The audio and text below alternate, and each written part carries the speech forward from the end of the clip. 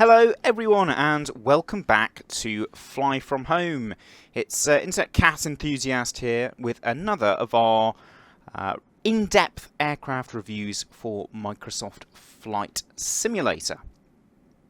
And today, as you may have guessed by the aeroplane which is rotating slowly in the hangar here, we've got the Milviz Cessna 310R.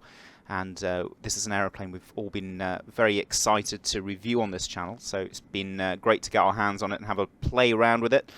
And hopefully we've come up with a fairly comprehensive review, shall we say. Now, for those of you who haven't watched one of these videos before, you've probably noticed that the length of the video is rather enormous, and that's because we don't mess around when we do one of these in-depth reviews. We talk an awful lot. However, there are timestamps in the description below, so if you're interested in a specific part of this review, please do skip to it. Don't feel you have to sit through the whole thing. If you aren't on board for a really in-depth dive into this aeroplane, then adieu and farewell, and we shall see you perhaps another time, because this is going to be a long old slog, I'm afraid. First of all, before we get started on the video itself, I'll just talk about the format of how things are going to be set up here. So, first of all, we're going to have a little chat about the Cessna 310 in real life and what kind of airplane it is, its history, what kind of roles it was involved in, all that kind of stuff. Then we're going to have a look at the interior and exterior models of the aeroplane, which you can already see going past here. Spoiler alert, it's pretty good.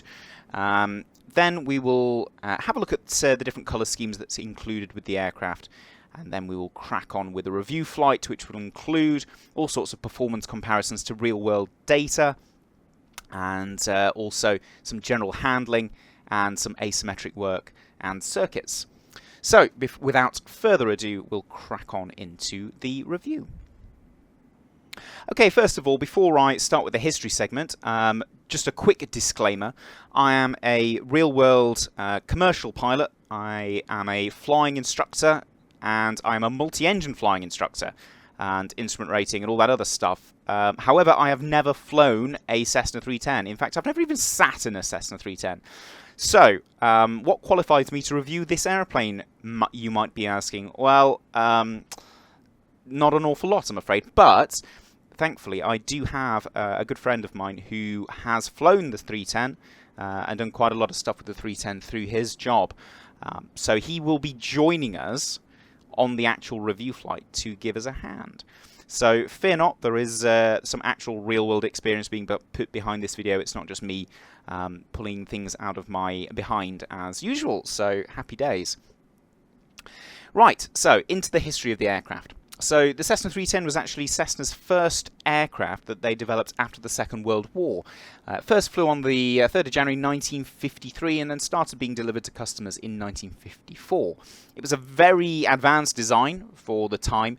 Had all sorts of clever features, electric bits and bobs and all sorts of stuff which really were only seen on military aircraft at the time and big airliners and things like that.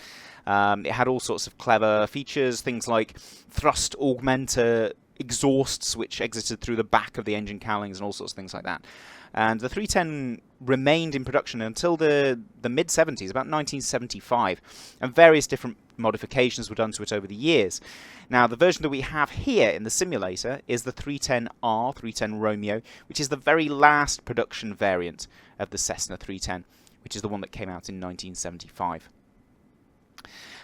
Now, different roles that it took. Well, for the most part, it's a civilian GA aircraft. Therefore, touring was probably its primary role. It was also used as a flight trainer, although it's kind of on the upper end of the kind of aircraft you'd use for flight training, because it's quite a fuel drinker. Normally, you want something that's a little bit less high performance. Also, air charter, courier, small-scale cargo, all that kind of stuff. It was even used by one guy to evacuate his family out of communist Cuba to South Florida, so that was a pretty impressive feat. It's quite a powerful airplane, like I said, so various different versions got various different engines. The original one had 260 horsepower. This one's got 285 horsepower. It's got two normally aspirated, six-cylinder, horizontally opposed Continental engines.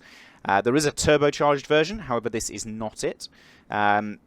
for any of you wondering about, oh, surely the turbocharged version is more powerful, it's not. It develops the same amount of power. I go on ad infinitum about differences between turbocharging and normally aspirated in the other videos, so go and watch those. Turbo Arrow video if you really want to hear about all that kind of stuff.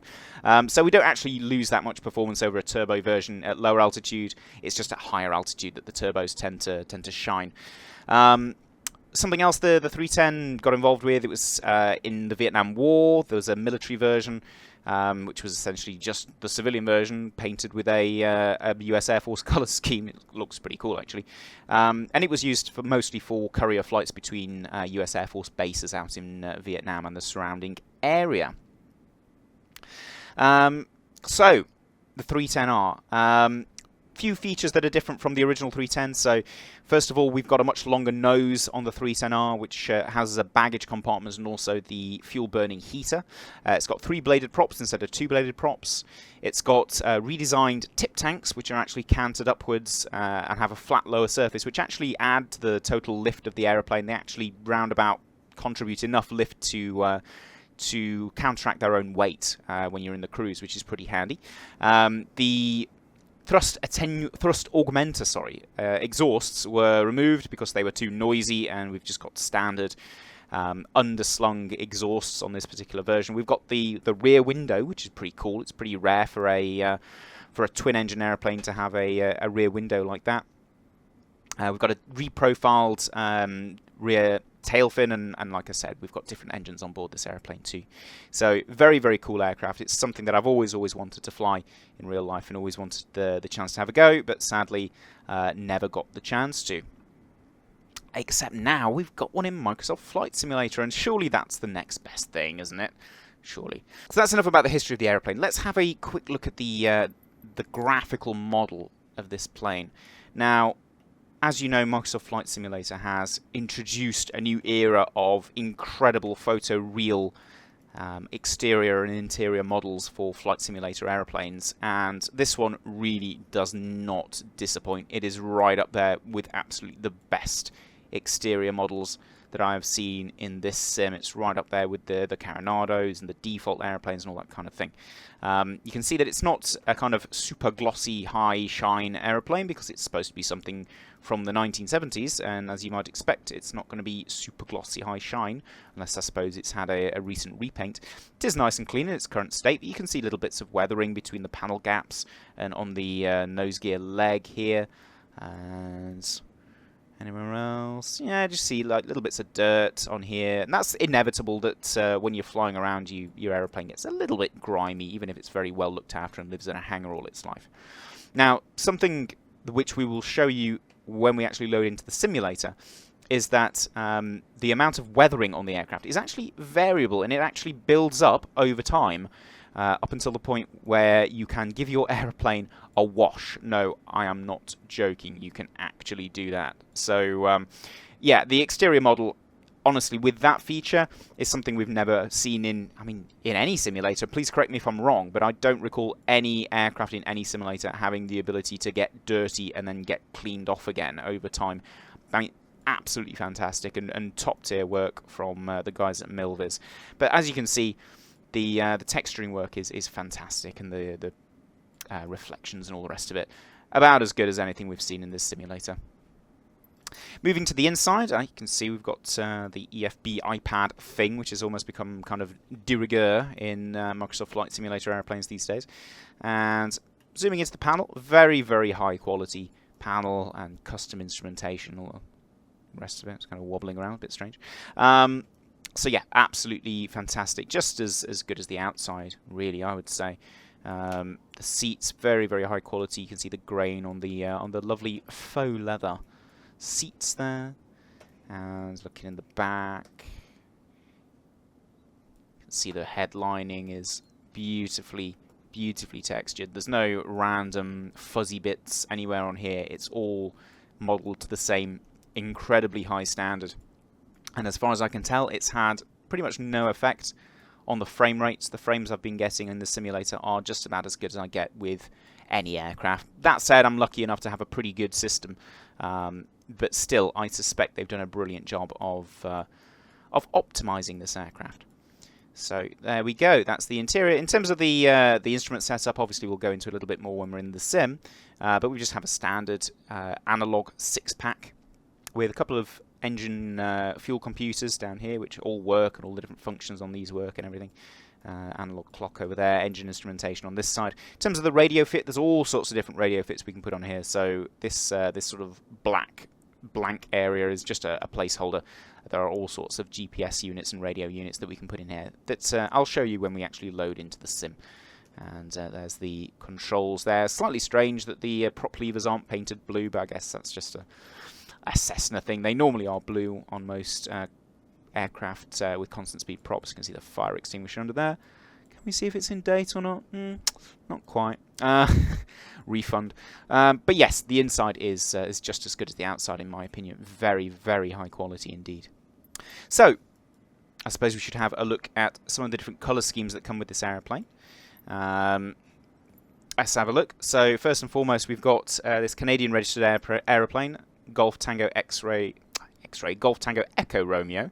As you can see, white and blue, one of my favourite combos in aircraft colour schemes, so this is probably the one we're going to end up flying. Delta registered, this is a German aircraft, India Romeo Foxtrot Tango. Come on, camera, rotate. There we go. This one's got a gold stripe down it, and the same sort of dark blue. Very smart, very Germanic. November 5077 Juliet. This one's more of a red and brown sort of scheme with mostly white. Quite nice. Very 70s. 5525 Juliet. Predominantly white with some orange on here. It's quite cool. Quite like the orange. Giving us a very close-up look at the landing gear there. Thank you very much, Microsoft Flight Simulator Hangar Cam. There we go. It's a good view of that. And Colin here. Which is, I presume, something to do with Milviz, because it's got their logo and the Canadian flag on here. I believe it's got it on the tail as well, yeah, Milviz. So perhaps this is the actual aircraft that they modelled when they were making this this simulation, which is pretty cool. This was one, so all of these, pretty much like the Just Flight aircraft, all of these don't have customizable tail numbers because they all have their own sort of font for the reg and all the rest of it. And they're modelled after real-world aircraft, so that they just have the real-world tail numbers on them. This one is one that you can put your own tail number on, so if you want to fly with your own tail number, it's there. It's got a kind of turquoisey, brown and predominantly white scheme with a furry on the tail. Fantastic for all of you into that sort of thing. Also, just as a little example of the things that are already available on the flightsim.to website for completely free is this lovely livery here. I'll leave a link to this if you want to go pick this up. I really like this red and black and white scheme. But we'll stick to the ones that actually come with the aeroplane for the review flight. But just to show you, you can pick up plenty of others. Right, so here we are in the sim, everybody, and we've got the aircraft looking absolutely lovely in the sunlight here at Doncaster. As usual, we've got the settings on ISA standard with no weather, no wind, nothing like that, no traffic to mess around with what we're going to be doing because this is going to be a controlled standard test flight.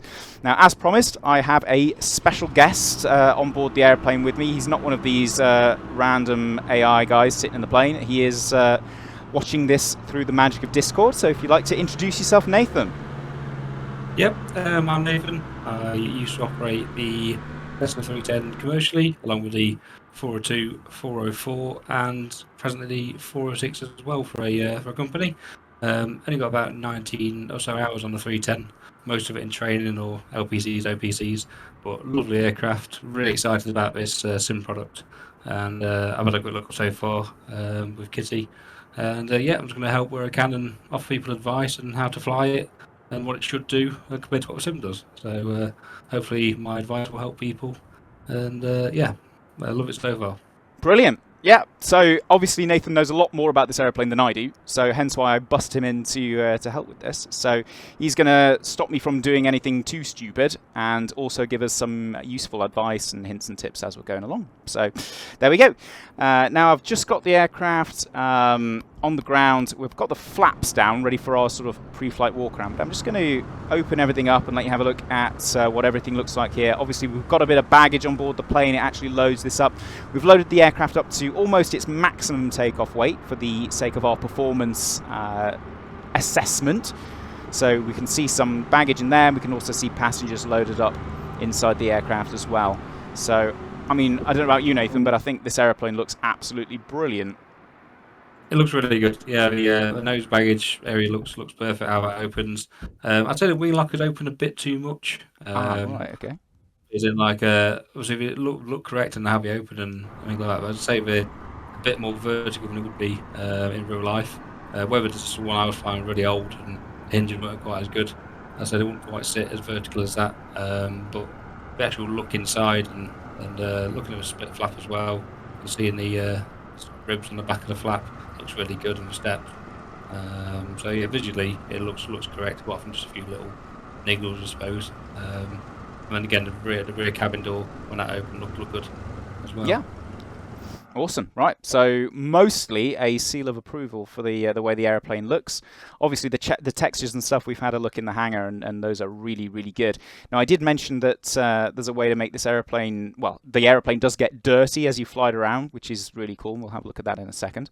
But we'll close these up and we'll pop the intake plugs, pitot covers, and the control locks off. We'll leave the chocks in for now, ready for our when we fire the airplane up.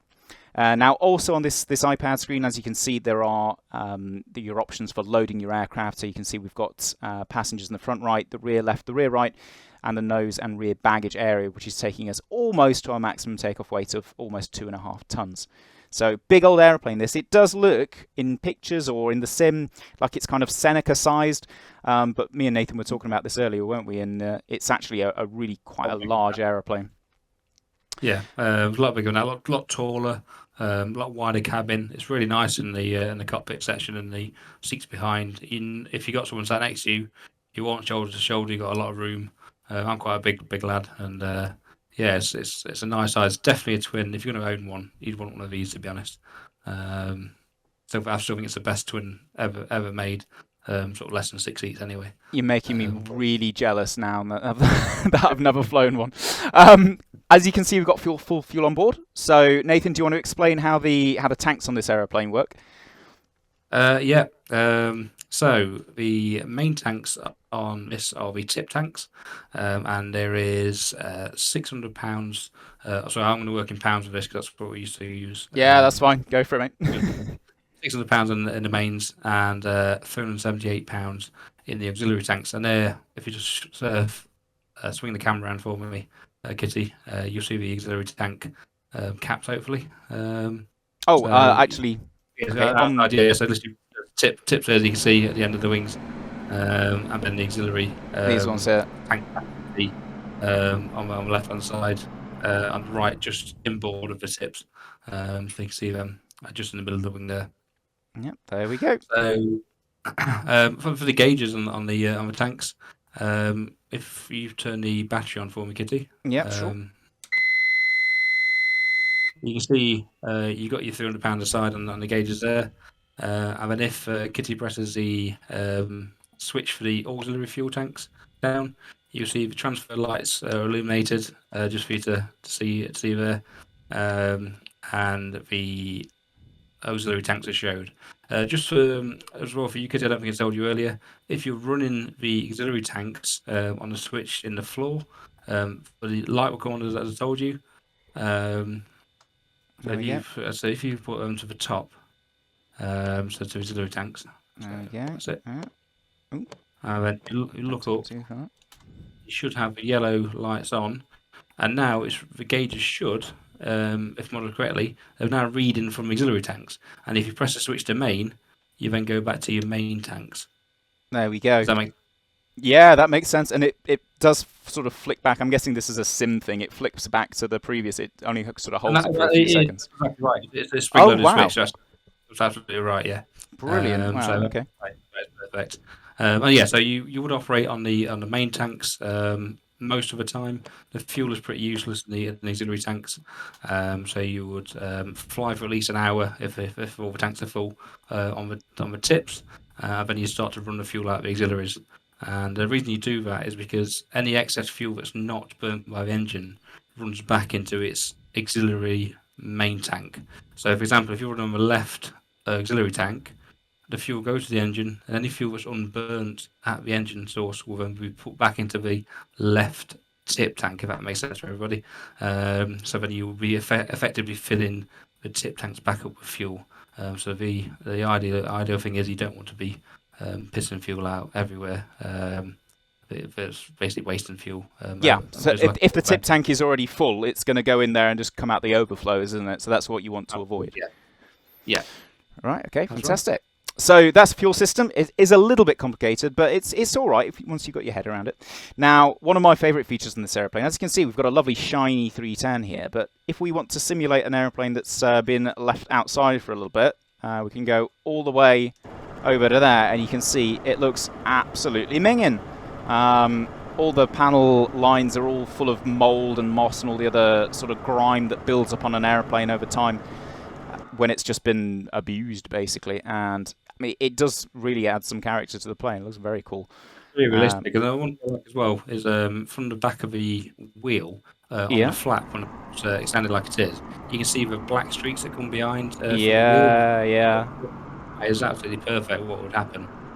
That, to be fair, that looks like our DO42s. Our DO42s are absolutely filthy underneath the engines. That looks brilliant. Yeah. And then obviously we can hit this,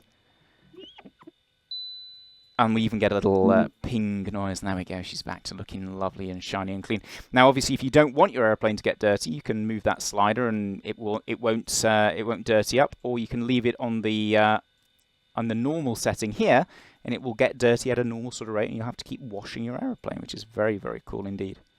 Moving over to the options section, so I'm just going to pop the battery off so we don't flatten that. There's all sorts of different radio suites we can select on this aeroplane, so we can just go for the traditional radio stacks with an ADF and the autopilot and a Mode S transponder. We can go for the default Garmin 530 that comes with Microsoft Flight Sim. This is my favourite option. It's the PMS 50 GTN 750, which is a freeware thing that you can pick up. It's a freeware mod. You can pay for a premium version, which I have done because I like it so much, but it is completely free. So if you want to add that to your 310, you absolutely can. And if you're really fancy, you can go with the TDS GTN 750 XI, which is a sim version of the actual Garmin trainer, I believe. So very cool. I'll probably have a look at that at some point, but it does cost money. So penniless flying instructor. I'm going to put it back to the PMS because that's, like I said, that's my favourite thing to use in this sim. We can also put the Garmin G5s in here if you want a HSI and a little PFD up here, which is very fancy indeed. But obviously, here at Fly From Home, we like old-fashioned instrumentation. So we're going to keep the gyro instruments back into our airplane. That's the right thing to do, isn't it, Nathan? It is, yeah. Right, so more in-op stickers required. Exactly, yeah. More in-op stickers required, the better. Right, speaking of which, we've got an initial state section here. So this basically shows how the airplane behaves when you load it into the sim. So default, everything is just going to be perfect and in the right position. Owned, it's going to save where you had the switches in the last position. So that's like the Just Flight arrows and warriors and things like that when you turn on state saving. So that's pretty cool. It kind of gives the impression that you own the plane and everything's where you left it. Rental is something really interesting. This leaves everything in kind of slightly random places, simulating the fact that the airplane has been flown previously by someone who is, shall we say, a little bit unfamiliar on type. So you've really got to pay attention if you use this option to where all your switches are and run through your checklists very closely. So I think that's very cool indeed.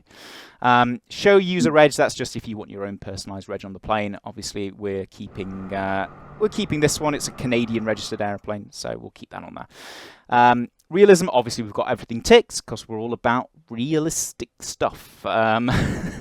But we've got individualization, so each individual aeroplane will be saved to whatever configuration you've got. So you load a different color scheme, it'll all be set to that particular aeroplane. So you can have the G5s on one color scheme and the traditional analog panel on another, and it will remember that. System realism, engine realism, and wear and tear. Obviously, that's just simulating proper handling of the engines, so you've got to use start the engines up using correct procedures. If you abuse any of the systems, especially obviously the engines, it's going to wear. And eventually, if you abuse it badly enough, it's going to start failing things on you as well. Bring us down to the final part of this page. So we've got failure section, where obviously nothing is ever going to go wrong. We've got rarely, which apparently is as close to real life as you can possibly make in a flight simulator. So it will very, very occasionally throw minor failures in there, and even more occasionally throw a kind of major failure in there. You can see I've had this set to rarely for the sort of added realism, but just for the sake of this flight, I'm going to turn it off because we're doing a controlled test flight here, and I don't really want to be dealing with any failures. But yeah, normally I fly around with the rarely setting. If maybe one day we'll do a frequently flight. Maybe if Nathan gets this, he can show us a frequent failures flight and demonstrate how to deal with that. So if we hit inspect it here, it's going to show us the health of all our various parts of the airplane. So we've been flying around and enjoying this airplane a little bit over the last day or so. And as you can see, it's worn a few of our parts, but everything's still in the green and it's looking good. If you abuse the airplane, obviously it's going to run down the life on these parts and you're going to start getting failures. So very, very cool there. And the fact that it's monitoring so many different aspects of the airplane's engine and system health is really, really cool indeed. I really like that. I think that's excellent. So there we go. That's the iPad. So I'm going to put that away for now so we can see a little bit better. And we're going to start the startup. So as you know, if you're familiar with this channel, we always try to use real-world checklists and some procedures and stuff. And since I have a real-world 310 pilot to hand today, he's going to be in charge of our checklists. So are you happy with that, Nathan? Are you ready to give us some startup checklists? So you're going to have to go from the pre-start? Yeah, let's go for the pre-start. Okay, so pre-flight completed, control locks removed. Yeah, that's checked. Peter covers, make sure they're out. Yeah, let's have a look. Yep, Peter covers are removed. Park brake set. Okay, parking brake is set. Doors latched. Obviously, you only got the basically the outside doors, the rear cabin door, or the boot, I suppose. And just one main door on the starboard side. Yep, that's closed. All switches off. Master switch to on. Okay, battery master on. Nav lights on. Nav lights. So this is a honeycomb switch, but you can see all the light switches are down on the left-hand panel here. Circuit breakers check. Okay, so we do have to check these because obviously they do actually work and they do pop out. So you can see that they pop, and when something fails, they will jump out on you. But it looks like we've got a full complement of circuit breakers all set. Okay, low voltage light checks on, so low voltage lights will be illuminated now. Yep, that is on. Good. Flying controls full and free. Okay, so let's do a quick round the box on those. Happy days, and we can actually check the rudders as well while you're stationary. I confirmed that with Nathan earlier. Right, that's all checked. Trim check. So just got the three trims to check. So you got your elevator, rudder trim, and aileron trim. Okay, so I'm going to check full travel on the elevator trim, and then I'm going to leave it in the middle of the white arc for takeoff. Yeah. And then I'm going to. This is a little bit awkward. It's quite difficult to see these, but if you use Control 5, you can look at the center console view and kind of utch yourself down. You can see the rudder trim is in the middle there for takeoff, and the aileron trim is in the middle as well. You might as well stay in that view because you've got to check your cow flaps. Check. Right, okay. There we go. Yeah, cow flaps are open. And obviously just make sure they work as well. Just obviously part of a check. Just make sure they move full and free because they often get quite stiff or can be jammed. So we were saying earlier, weren't we, that you can in real life you can actually see the grate moving behind these slats, can't you? Because the cowl flaps on this airplane are kind of interesting. They're not actual scoops that stick out from the cowling. They're just a slat that kind of closes this vent on the top of the cowling off. But you can actually see those from the cockpit, can't you, in real life? Yeah. Unfortunately, those aren't actually animated, so slight negative there. Okay, but that's checked. Oh, right, okay. So if you go to the P2 side of the cockpit, Okay. Yeah, there we and go. see down the side of his left leg. Yeah, I see. It's the port engine at the top, starboard engine at the bottom. So just check them, set there, and make sure they're closed, obviously, just for Yeah. start. That's where they are. So I've had trouble finding them earlier, didn't we? Yeah, we did. We thought there weren't any, and we Nathan had to go and check his his documents and stuff to find out where they actually were. Different places and all the different 300 and 400 series aircraft, so I managed to find them again. It's been a couple of years. Instruments, check condition. Okay, so yeah, glass isn't broken. Reading what it should. Glass isn't broken. Obviously, it's toppled at the moment. I'm just going to hit B, but it should be 29902 because we're ICAO standard at the moment. Wings level balls in the middle. Electric gyro. You can hear it running on there. There's no Doll's eye on this gauge. Sometimes you do get those. This isn't a vacuum gauge, so it's not running yet, but it does look alive. The gauge isn't broken and reading what it should be. And glass isn't broken, so flight instruments are looking good. Yep. And just explain about the vacuum gauge itself, Kitty. Oh, yep. Yeah, so you've basically got a vacuum gauge you can see over there on the right hand side with two what's called red doll's eyes, and they will retract and go off. I think on this sim actually it sort of turns them off as such, but in real life they retract into the panel and basically verify that you've got vacuum from a left or right engine. And if you have a failure on either side, those doll's eyes will pop out on either side, just telling you which one has failed, just for people's information. Yeah, brilliant. Yeah. Next part of the checklist is fuel contents sufficient and balanced, which we know we're both full, and we'll check that earlier. Already checked that, so happy with that. Yeah.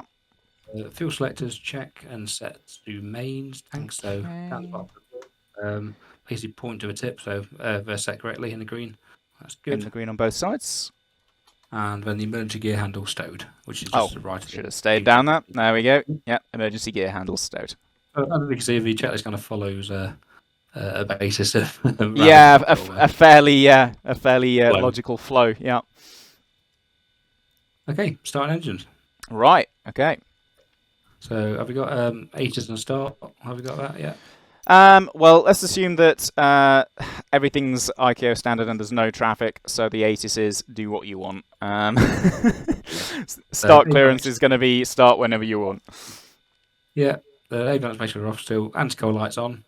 Okay, so again, honeycomb switch, but you can see the anti-coal light. And just a note on the lights are really, really good. And you can see the quality of the, you can see the little glass dome that the beacon light sits in. Really nice effect on that. And when we get the strobes going and stuff, when we get onto the runway, they look really good as well. Yeah, it's good. Okay, throttles set 1 inch open, so they're both open. Yeah, I'm going to crack those a touch. There we go. Pitch levers and shore fully fine. Yep, full fine. Both mixtures rich. And we've got that famous Cessna twin ratchety noise on the mixtures as well, which is really good. Okay, so if you get rid of yoke so people can see and put all the mags on, so you got 4 mag switches, obviously 2 for the left engine and 2 for the right engine, and left right just like it would be in a piston aircraft. And if you start with left engine first, Jenny would start left engine first on a Cessna twin because that's the shortest cable from the battery. So generally, Cessna piston twin, you should always start with left engine first, and that's the way we do it. Nice. So okay. Prime the left engine for about 4 or 5 seconds, and then let go of the prime switch, which you can see the prime switch is in between the starter buttons, and then press the start button. There we go, good start by the sounds of things. And we've got oil pressure. Yeah, start one light's gone out. Alternator put on, the left alternator on. Okay, left alternator's on. And left auxiliary pump to low. Left aux pump to low. And just explaining earlier to Kitty, the pumps are only ever in low for takeoff, landing, and generally around the cruise area. You only use high on a Cessna piston twin series if you have a mechanical fuel pump failure, and that will give you enough fuel to give you about 85-90% power, or even full power on some days if you look in some mechanical pump is still working a little bit. So yeah, only in low.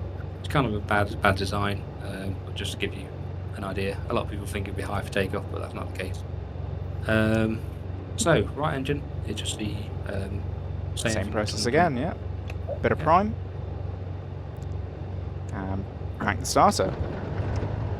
Okay, sounds like a good start. The sounds are brilliant, but Yeah. I've got the headphone simulation on, so they're quite quiet inside at the moment. But we will go outside and listen to the sounds in a second, and we're both of the opinion that the sounds are really good, aren't we? Well, absolutely, yeah. For about 1,000 RPM, all pressure check rising on both. At the vacuum, you can see both doors' eyes of tractors on the right hand side there. Yep. You can see that somewhere. And that is the engine started. Okay, so right alternator's on, right aux pump's gone to low. And yeah, we got 2 good starts, so happy with that. So now, after start checks, flaps up. So you can see Okay. nice view of your rides there going up. So we'll pop these up, and we can see the flap indicator is travelling there. They're electric flaps on this aeroplane, split flaps, so you can't actually see them from inside the aeroplane, but you saw when we were looking outside that the flaps were down, which is the realistic position they would be in after a pre-flight walk around, so hence why we set them down there. Okay, so the voltmeter check, just the switch down there in the middle at the moment. You can see that, check, make sure the alternator's providing power, and you've got battery and voltage, all that good stuff. Low voltage light check, that's out. Yep, so low volts are out. Mags dead could check. Okay, quick drop no stop on the mags. Okay, engines are still running. Good. Avionics on. Okay, so again, this is a honeycomb switch, but there's a little switch on the side panel there for me. Okay. Have any GPS on and set that up as you wish, basically, while engines are warming. Yeah. Okay. So while we warm up there, I'm just going to. So I normally put the weather radar on this side. Now I'm assuming the real aircraft doesn't have a weather radar, but we've got a. No, not most of them don't have it. All right.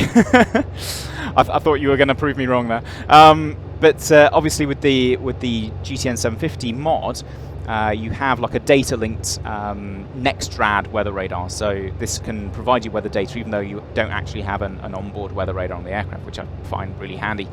Let's check that message. Yeah, we've got no route in. I mean, I think we can both navigate our way down to Nottingham without too much trouble at this point, Nathan. So I'm not going to put as a route in if that sounds all right to you. Yep. Radios. So just for the sake of realism, we're going to put Doncaster Tower in there, and we've got radar on the standby. We've got the ILS tuned, and we've got Gamston VOR on the standby just there. The transponder is 7,000 and set to standby, and we can have a quick look at the. We'll just do an ident on nav 1. You can hear that's identing the ILS India Foxtrot November Lima, I believe, 20 Doncaster. So all the audio idents all work as they should, and we can just check that the course deviation indicator is showing us what it should do. So it shouldn't be flopping around as I'm twisting it around like this because it's set to an ILS. So if the bar was spinning left and right as I spun the bar around there, that's an indication that it's not working properly. Heading bug we can put onto runway heading as well.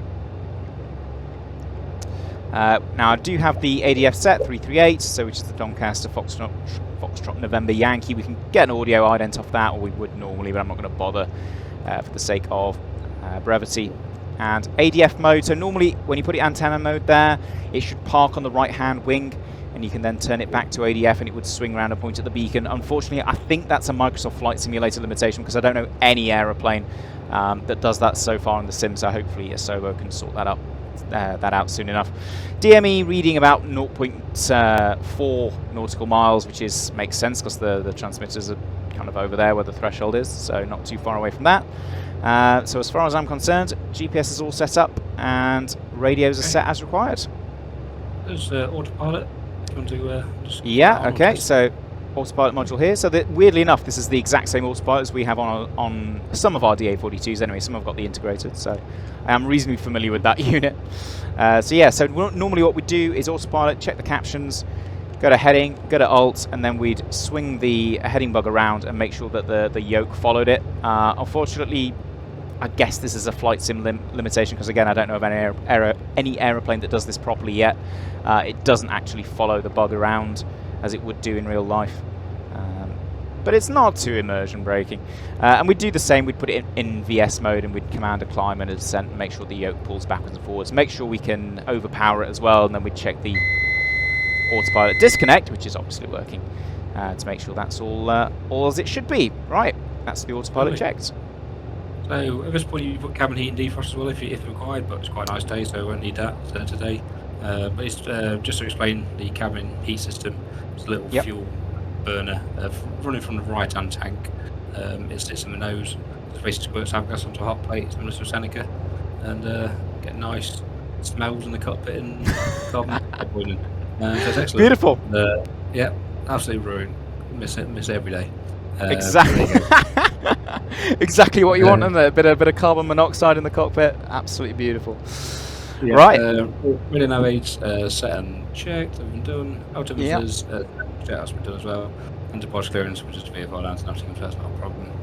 So that's done. So taxi checks. So taxi light on. Okay, so taxi light coming on. As you just start to roll away, and we check the rudder full on 3 and instruments. Okay, so idle throttles, release the parking brake. I'm just going to start rolling the aircraft forward a little bit. And straight away I'm just going to check the brakes working, which they are. And get her out onto the taxiway and head towards the runway threshold.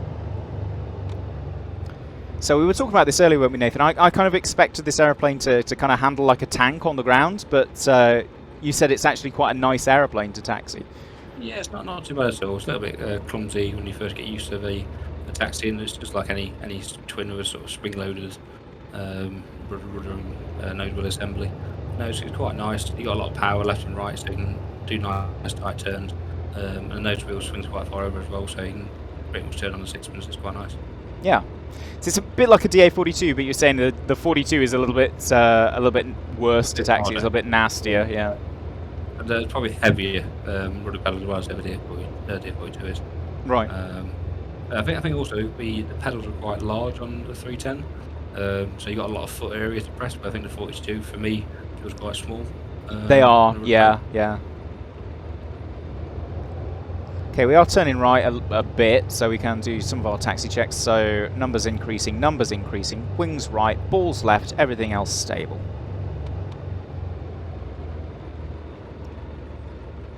Trying to keep the taxi speed down to about sort of 15 knots max. Yeah. I always find that's a fairly sensible speed to be taxiing around in a twin. Turning left now, numbers decreasing, wings left, balls right.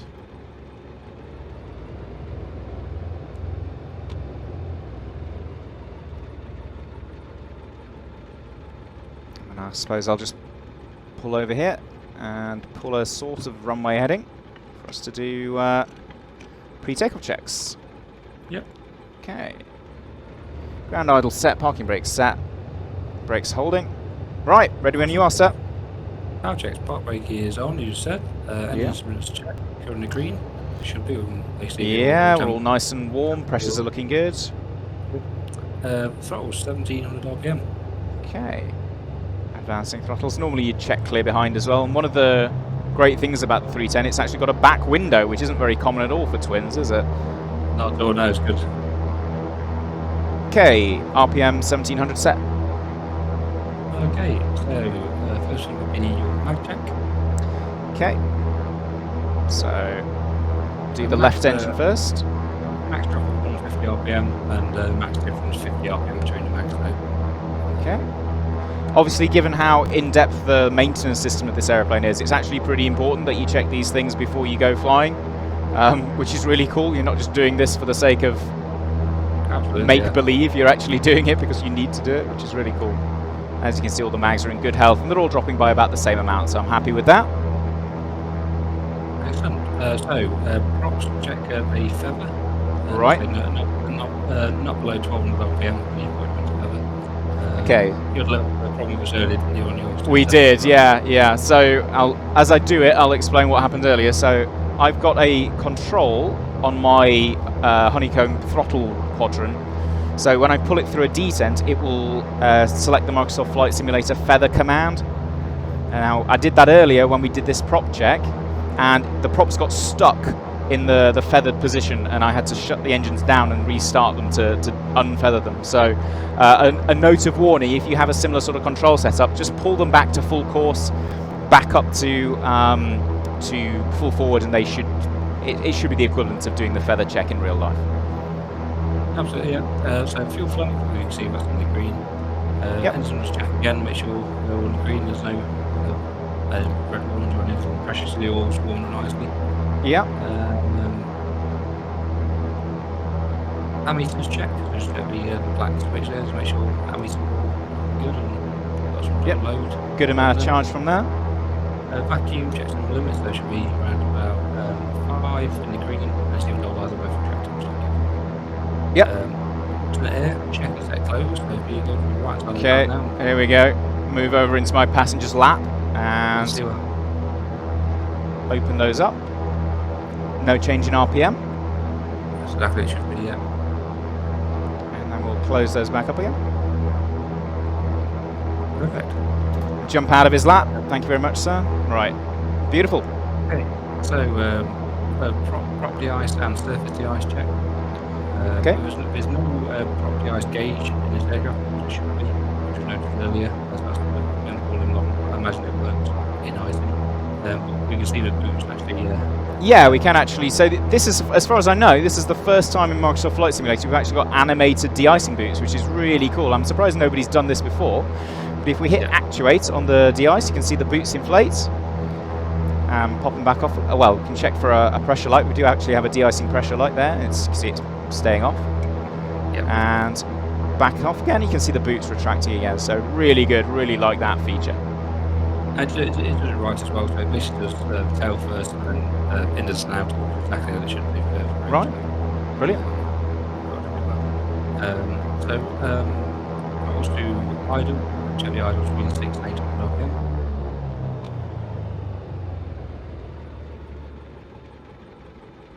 Yeah, we've got about just below 700 RPM there.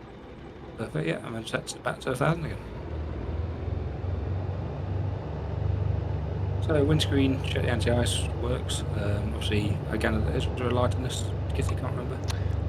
There isn't. No, there should be, but there isn't. Fair enough. No worries, that's fine. And that's the power check's done. Just a pre-takeoff done. Brilliant. So trim sets takeoff on all 3. Base central for the aileron and rudder, and in the white arc for the. Why it's done that? That's odd. Oh, is the auto? I think the autopilot's still on. There we go. Just wondered why we've got full forward trim. It's because the autopilot was commanding it. There we go. Takeoff trim set. Okay, flaps are up. Flaps are up and indicating. Mixture rich. Mixtures are rich. Pitch fully fine. Set fully fine. Engine instruments check. Okay, we're in the green arcs on all the instruments. Okay, fuel on mains, and we've got sufficient in the tanks. We can see the gauge there is good, and mains, and yeah, we've got full tanks. Perfect. Autopilot is ready and disengaged. Cowl flaps are open. Yep, cowl flaps set open. Alternate airs are closed. Oh, hang on. Get in his lap again. Yeah, alternate airs are closed.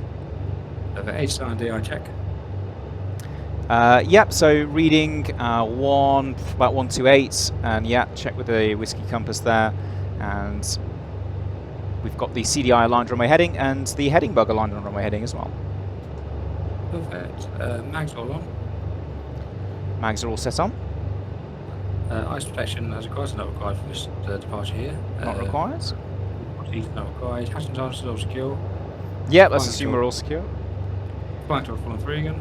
Okay, so full left side up, left hand down, sorry, left side up, right side opposite, can't really see because it's his head, right hand down, right side up, other side opposite, and we can actually see through the magic of the back window, full aft, full forward, full up and full down deflection, and also rudder full left and rudder full right. Right, flying controls all checked. And then radio nav aids are set, GPS set, altimeter is set, cross-checked, and just a departure briefing. Would you want to go through what a departure briefing would be in this aeroplane now, or...? Yeah, if you want to go for it. I mean, obviously my briefing is just tailored to DA42, so if you want to go through yours, that would be fantastic. Yeah, so basically, left wing takeoff at Doncaster on runway 20. Start for anything between 70 knots and 95.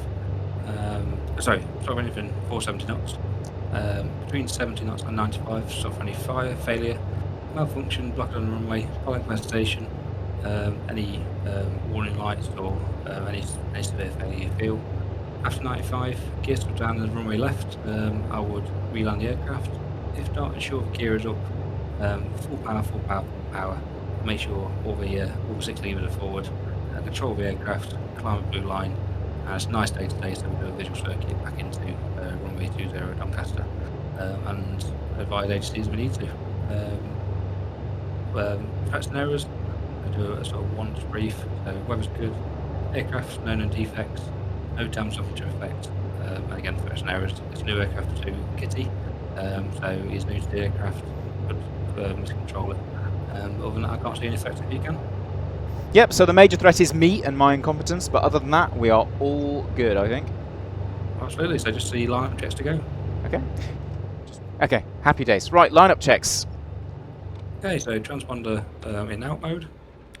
Okay, so transponder, it's set 7,000, altitude reporting. Okay, fuel pumps in low. Fuel pumps are set low. Strobes on. Strobe lights set on. Landing lights on, and you'll see them extend. Yeah, so let's pop those on there and have a look outside. You can see them coming down underneath the wings there. While I try and keep control of the aeroplane at the same time. Pitot and stall heat on. Yeah, pitot heat and stall heat's on. Ice friction not required, and heading check and set above the runway. Okay, runway 20, runway heading is 198. That looks about right for the CDI and the heading. Okay. What do you reckon? Should we go for it? Absolutely, let's do it. All right. Okay, so I'm going to advance the throttles up to about 50% power. Just make sure we got no warning lights. T's and P's are looking green. Let's release the brakes and advance the throttles all the way to the firewall. Absolutely. Sounds really good on the takeoff roll. Not a great deal of rudder required here, so this is slightly not what I'd expect, but we'll get into that a little bit later. Airspeed's alive. Looking for 95. 95. Rotate gently back. It's quite a responsive aeroplane. It's a little bit surprising how quickly it comes off the runway. So tap the brakes, get the gear up. Okay, tap the brakes. Gear select up.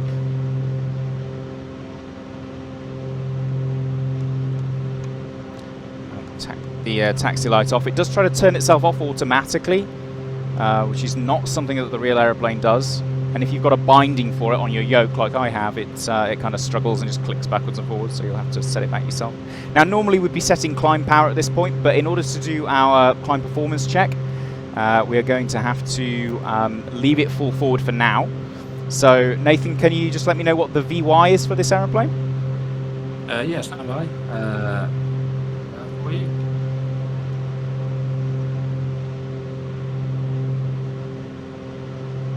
VY clean is 107. 107. So we're going to climb as close as I can to 107. And we're looking for between 16 and 1700 feet per minute, which, as far as I can tell with that reasonably inaccurate old-fashioned vertical speed indicator, is pretty much what we're getting. Obviously, you're going to have to forgive my slightly wonky flying. If I whack the autopilot... Oh, okay. That's interesting. So we'll not whack the autopilot on. We'll try that again later. I'll keep hand flying for now then. The autopilot did just try to murder us, but never mind. I'll keep trying to just trim it out as best I can for 107, which is about blue line speed, isn't it? So I'll just aim it for the blue line. Yeah. And yeah, as you can see, we're about getting the rate of climb that we should be getting at this power setting and weight. So I'm pretty happy with that. I'm not going to torture our engines too much, so I'm going to go for the greens, top of the greens. Yep, top of the greens, so about 24 on the manifold pressure, 25 on the RPM, sorry. And as it models it well, you bring the RPM back, the manifold pressure increases exactly as it should do in real life. Yeah. The fuel goes to the first setting, the climb setting, it's a little blue triangle at about 75%. And this gets you zoom, you'll see, there's a bit further back. It's kind of at the 3 o'clock position, that's it, about there. If you zoom in on that gauge when you can show people the blue triangle. Yeah, so if I'm moving forward a little bit, you can see that little blue triangle just there. There you go. Yeah. That's your climb power. You just top the manifold pressure because these are normally aspirated engines. They're Continental 520s and 285 horsepower at the side, so it's a bit of a thoroughbred fast aeroplane. Yeah, bit of a beast, isn't it? Yeah. Climb about 120 just for British climb as well. Okay, which is about what I've got now. Yeah, so after takeoff checks, so gears up, power, set climb power's been set. Let's check. Is set. Engine instruments check in the green. Yep, looking happy. Landing light, we can retract them now. Okay. Set the tracks. Not retraction speed limit on them. And in the sim, we modeled it earlier. We do actually quite a bit dragging the sim like in real life. Yeah, it gives you about 10 knots of cruise speed, doesn't it? If you forget to retract your landing lights. And if you do forget to retract them, make sure you slow down below 160 before retracting them. Because we'll bend them in real life. I don't know if I do that in the sim or not, but it's a real life thing. I don't want to risk it. Right now, it's set. We're just going to be at the moment. Set an item we haven't got any good. Brilliant, happy days. Right, let's continue the climb straight ahead, up to 5,000 feet, and then we're going to go into a little bit of general handling. Sounds good. Think it's alright so far? Yeah, it's it always surprises me with how sensitive it is. It's it does come off the runway. It just sort of jump off the runway quite a lot once you got the nose up. Yeah. But yeah, I'm a little bit dubious about the amount of rudder. Like I'd be expecting right pedal, a lot more right pedal than I'm having to put in here, definitely. Yeah. Okay, so we'll level at 5,000. So what kind of checks would you be doing here, Nathan? So just cruise checks. Just fuel is sufficient. We've only burned a little bit, so we'll be looking at fuel for the first hour really on the mains. Approximately over sync. Just need to be mixtures set. So if you want to do, if you want to do general handling, let's go for 20 inches of manifold pressure, 2300 RPM. And we can turn the fuel to from low to off now, which is the middle setting. About the what was that, Nathan? Sorry, about the middle. Yeah. So turn the fuel from low to off now. Ah, okay. Yeah. The middle just going to be switch. Stop line, that's good. Car flaps. So if you look at the engine instruments, monitor the cylinder temperatures. If they're keep an eye on them, I'd probably set the car flaps closed now. A lot of airflow and cool it down nicely. So there's no speed increase in the car flaps with this aircraft because of the internal grill. Yep. ATI aligned and left, right, and south at the moment. Altimeters, set cross check. Ammeter check load, make sure there's no abnormal load. Yep, looking good. Vacuum check, there's no dull eyes, in the green. Yep, no dulls eyes, it's in the green. Icing check and oxygen system, which we're not using because we're 5,000 feet above the Yeah, fantastic. Okay, so that's about it, really. Quite easy aircraft, right? You say that, but that top of climb check was like about 4 times the length of a DA42 one, so probably easy for you. Right, okay, so the first thing we're going to get into is we're going to do some steep turns. So what sort of handling characteristics should we expect from the aeroplane in a steep turn? Generally just, it is heavy in pitch. Yep. And it's in the steep turn, because it is a heavy aeroplane, you're looking around the sky, to be honest. But it's really nice landing aeroplane. It's a little bit like, I suppose, it's just a nice 2 or 4 feet aeroplane. You expect it handles just like a Slingsby maybe, or something like that. Yeah. Heavier. Yeah, it's really light in roll. A bit of speed. Yeah, the sort of top cruise speed about 170 foot. It's quite heavy in roll, obviously, because we've got a lot of air going over the ailerons. Yeah. It's speed. It's nice light controls. Pitch isn't too heavy until you're in the steep turn. Quite a lot of back pressure required, obviously, just to keep it level. It go around the rails and it's just enjoy to fly. Okay, brilliant. Right, so let's have a good look at. We'll go to the left first of all. Good look at the left-hand side of the aeroplane. It's all looking good. And we're going to roll into the maneuver. So bank, balance, and a small amount of back pressure. It's fairly sensitive. Let's set about 45-degree angler bank. We'll not go too sporty for this one. We might go to 60 for the next one. There's definitely a weight to it, having to apply a bit of back pressure to maintain altitude, but the aeroplane's holding speed quite nicely. It's just got that inertia. It feels very light, definitely in roll, and quite sensitive in pitch. Although, yeah, there's still that weight to it in pitch as well. So I think... I know it's only simple, watching that now to look as it should. Brilliant. The moves you're making, that sort of stuff. Yeah, it's pretty well done. So that's a really good sign. I'm going to roll wings level on our previous heading. We'll go to the other side, but we'll go for 60 degrees angler bank next time, get a little bit more sporty. I'm going to roll us out of this with a little bit of opposite rudder to help stun the turn. You can see how easy it is to just stop your turn when you use your rudder properly. So good look out in the opposite direction. I hope our passenger's not feeling too sick. And we're going to roll with a slug of into turn rudder this time. I'm going to go all the way over to 60 degrees angler bank, which is that line on the attitude indicator. A lot more back pressure required this time, obviously, because we're losing more of our lift by applying a higher angler bank. But still, I mean, as far as I'm concerned, nice and stable. I don't know if you've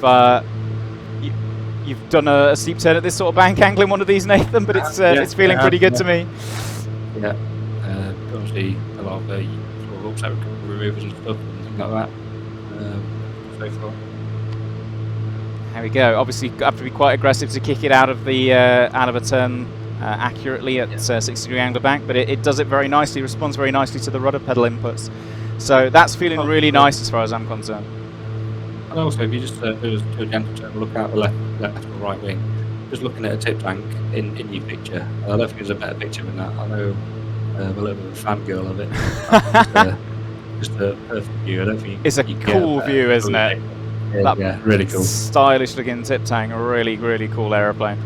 Right, okay, I'm going to concentrate on flying the plane again. Right, okay, so as far as I'm concerned, that feels really nice, and it feels pretty much just how it should do. Just do a couple of little checks. So what I always like to do to show that the flight model is working as it should do is hold wings level and then just kind of kick it into a spiral descent. So you can see how, this is just rudder input, by the way, no roll going in from me. So the rudder is causing the airplane to go into a roll, which is initiating a spiral descent, which will obviously eventually corkscrew the airplane into the ground if we let it. So we'll just recover out of that before it gets too severe. So that just shows that the airplane is aerodynamically working exactly as it should do in real life. And if we just sort of set an angler bank and leave it, a very similar sort of thing is going to happen. But it's a very stable aeroplane. So as you can see, it's actually going back towards the middle. Would you say that's about right, Nathan? It is quite a stable airplane, yeah. Yeah. Everything I've seen so far, flying-wise, looks pretty good.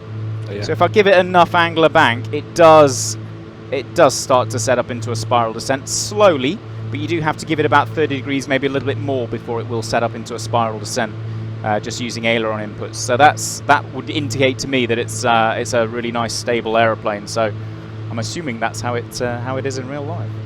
Yeah, absolutely. Yeah. Okay, so I think we should probably have a crack at a stall next, Nathan. So what sort of setup will we have to do for that? So just do a clean stall, factory props fully forward. Okay. I'll put bumps in low, normal hazel check, and not high. There we go. Pumps low. Yep. Hazel check. So heights sufficient to be recovered before, let's say, 3,000 feet. Airframe is clean. Safety and security. Let's hope they've not got too much heavy baggage in the back there. Engine, T's and P's are all looking good and happy. Pumps are on. Location and lookout. Well, we're sort of over a little bit of a built-up area, but we'll turn off to the east a little way. And lookout. Let's say this is our clearing turn. And would you go props and mixtures full forward coming into this one, Nathan? Yes. What I generally do is before we follow back to idle gently, then put the props forward, then put the mixtures forward, just so you're not aggressively putting the props to the max. Really, that's all I do. Yep. Okay. So go forward idle, and then Throttles idle. And get the gear warning on. Yeah, there we go. I'm just going to try and pitch to maintain altitude as the speed bleeds off. And the sounds are really... They're perfect. They're really good. Yeah, very, very good. There's the stall warner coming in. And I'm just holding full back pressure now, and you can see the nose is just nodding slowly downwards there. So I'm going to relax the back pressure, let the nose come down, apply full power, right pedal to counteract the yaw from the engines. They aren't counter-turning engines, remember, so behaves pretty similar to a single-engine aeroplane in that aspect. And then just reset back to top of the greens again, and blue triangles for the mixtures. That looked pretty good. We are a little bit tended to wing drop as well, so but it can stall like it did then. Yep. But it would like wing drop. So I wonder if Sim will model that. We give it another go. And yeah, we'll give it another go. I'll try and be a little bit more aggressive and see if we can get it to drop a wing. So let's another quick look around. Well, there's no traffic, obviously, it's a flight sim. I'm going to idle throttles again, full forward on the mixtures, full forward on the props. And this time I'm going to be a little bit more aggressive and see if she'll just drop a wing on us a little bit. So I'm going to pull quite high, put it almost into kind of a accelerated stall here. There we go. Yeah, she's dropping a wing a little bit. Just kind of going into a bit of a spiral descent. I'm going to relax back pressure now, apply power, and then roll wings level once the aircraft is unstalled. And reset climb. Top of the greens again.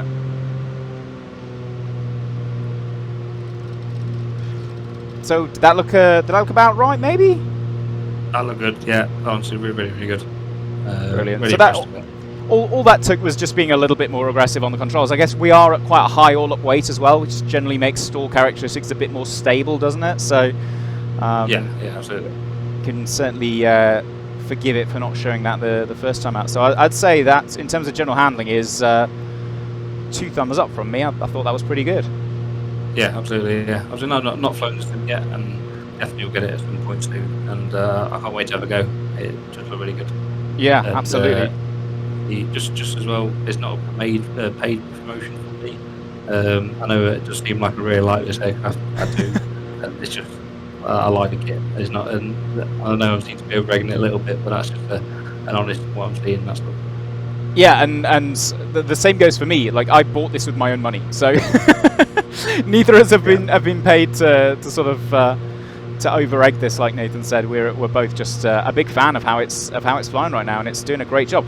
But we say that with bated breath, because I'm going to try and put the autopilot back in now. So earlier it just kind of went a bit mental. So let's see if it still does that. We've got the heading bug lined up. We can put it in, well, we can't pre-select, but we can do that. And yeah, roll mode, it's just entering roll mode and going into an absolutely mental right-hand turn there. So it's not actually done that before on me when I was doing all the test flights.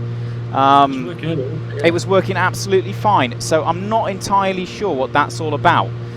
When you engage this type of autopilot, it should just go into a roll hold mode. So it just holds an angle of bank that the aircraft is currently set to, and then you can select your heading mode and your altitude hold and all the rest of it. Yeah, but as far as I can tell, that is absolutely not what it should be doing. I'll just make sure it's not holding nav mode or anything like that, but it's... Try again. Yeah, roll, heading, alt... okay, no, now it seems to be...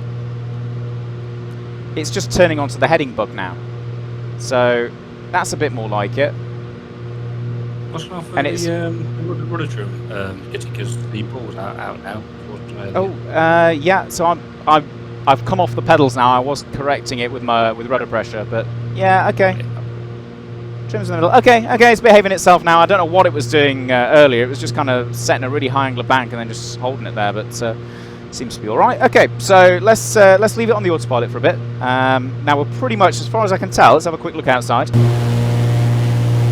So there's RAF Silverstone over there. This is the Trent, and there's the Water Sports Centre, and there's Nottingham. So we're actually right over the top of our our destination.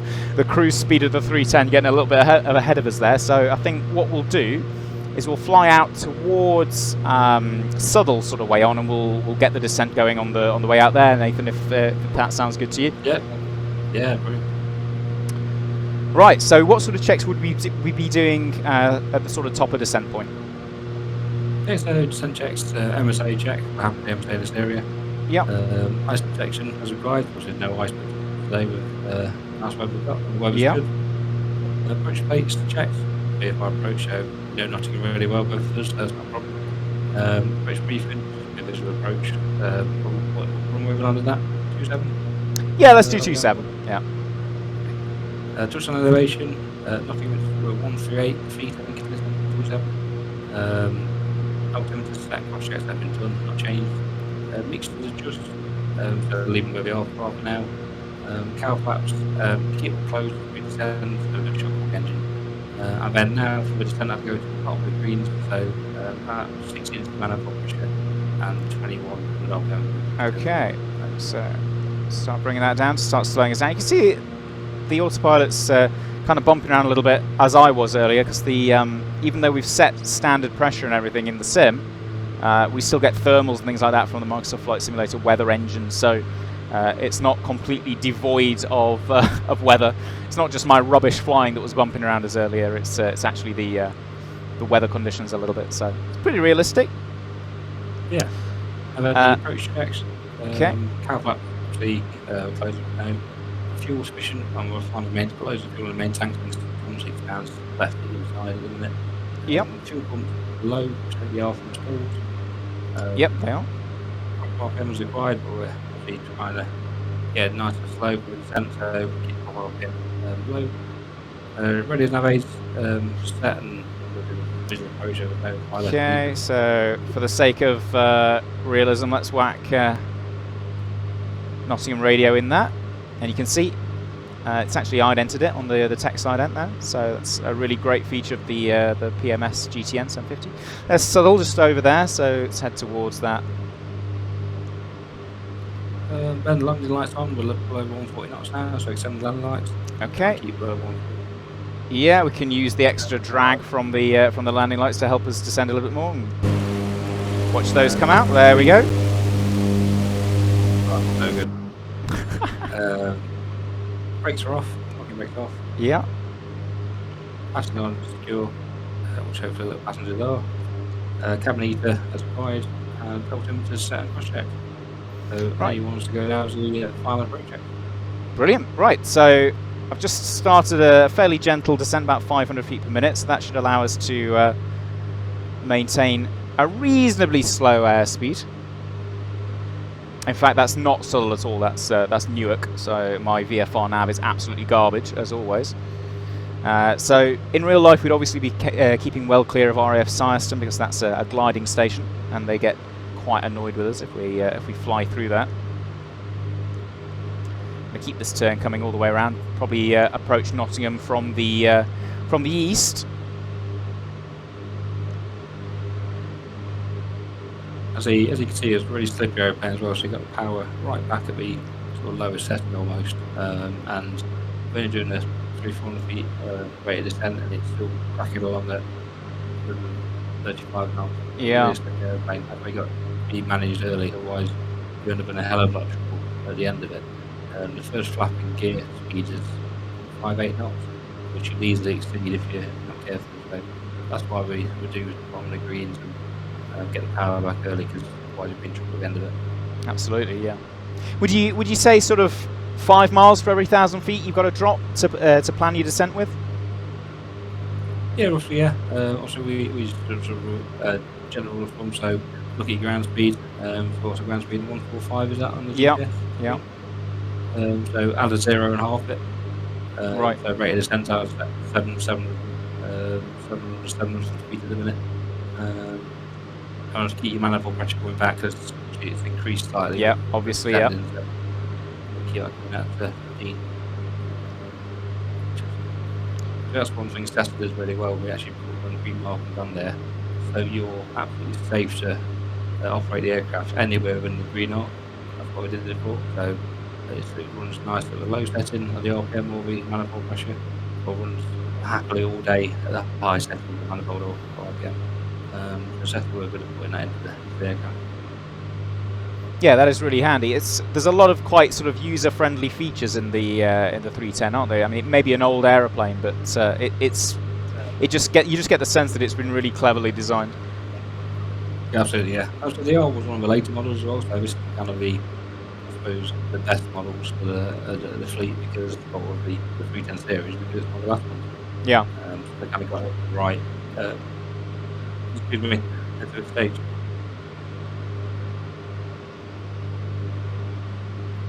Okay, so what I'm thinking is, as shown by the little descent arc here on the GPS, we should be sort of sort of at level at 2,000 feet by the time just about as we're entering the ATZ. So I'm thinking dead side descent into the circuit from there. Looks good to me, yeah.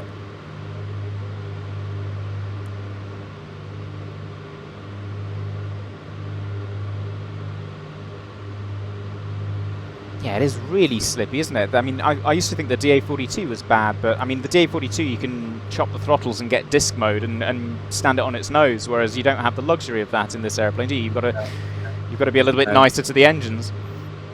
Absolutely. I'm probably going to take it out quite wide, take it over the water sports centre and come from there. 1,000 to go. Okay.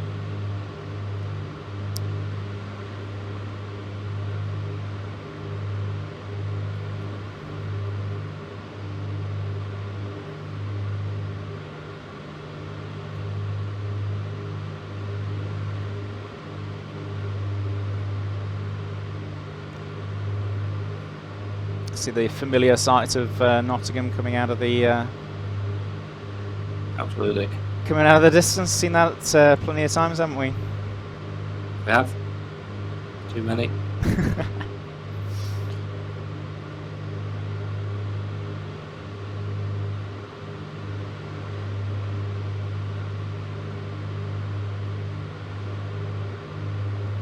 Okay, so we're a little bit speed high, a little bit high on profile as well. So I'm going to go speed below 150. I'm going to select flaps 15. 150. Yeah, that's really fine. Nice controls, and then probably go gear and approach flap next. Yep.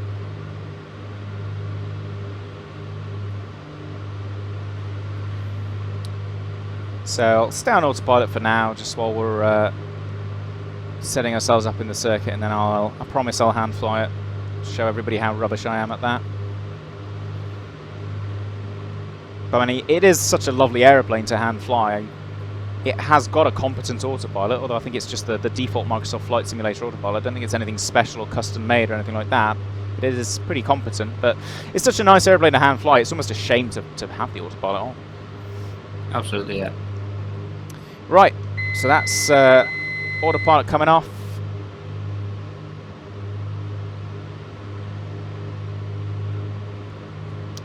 Make sure we reset the altitude to 1,000.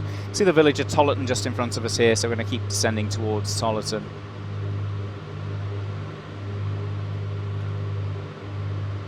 And just to help us get a bit more of that altitude off, I'm going to come around the back of Tollerton. Normally we fly quite a tight circuit at Nottingham, 800 feet AGL. So left it on 1,000 there. It's in fact let's do 900 because it's about 950, isn't it, on QNH if we're going to fly on QNH. See the road down there. Always very impressed at how good Microsoft Flight Simulator is at simulating this part of the world, having flown around it as much as both of us have. I think it's pretty impressive to see it in this detail in a simulator. It's just the VFR nav. I've never seen a simulator as good. Yeah. So good. You need to use a VFR chart and practice the VFR nav skills with those flights and reasonable graphic then. The trees, forests, villages. It's just exactly as you see out the window. Absolutely. Yeah, it's good. Okay, speed below 158. I'm going to go gear select down now, and I'm also going to select approach flap. I'm just going to push a bit of power in to counteract that. And you can hear the gear warning was going off for a second there because I went for the approach flap. It's cut itself out just as we got the gear down. So you'll find you'll need a fair bit of flap power, to keep the aeroplane at reasonable sort of speed as you're configuring. So if it's on an ILS now, we'll look at 120 knots for the approach speed, but as soon as we're on a visual circuit, around 120, 100 is fine now. And then obviously 95 for VREF final approach.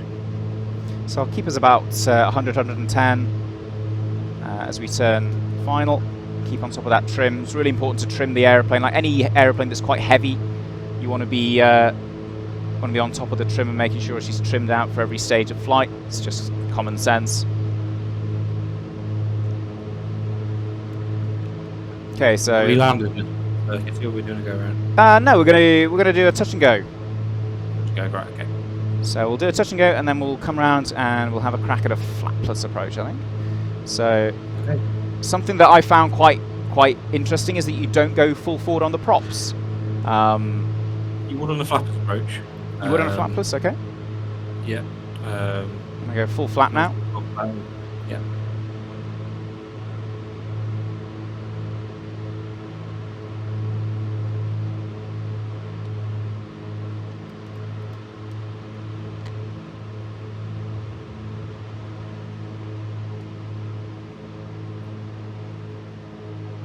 Okay, flaps are travelling, props full forward, full power.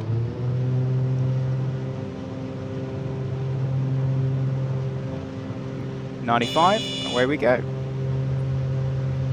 A little bit of stall warner just as I pulled her off the ground there. And we're going to make an early left turn for noise abatement.